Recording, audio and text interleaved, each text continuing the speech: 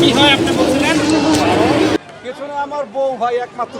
বাংলা শুভ নববর্ষ, আজকে সবাইকে নববর্ষ শুভেচ্ছা।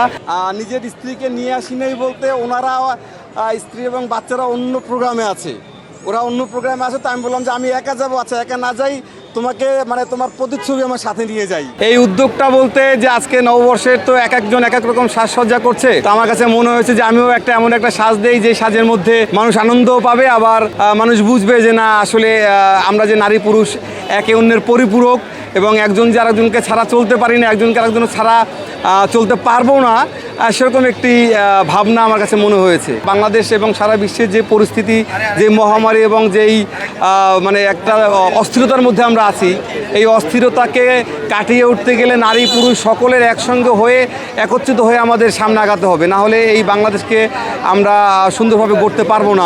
আমরা পুরুষরা অনেক সময়ই দেখি যে অনেক জায়গায় বিভিন্ন সময় বিভিন্ন মানে প্রবলেমে পড়ে আমরা অবহেলিত হয়ে যাই।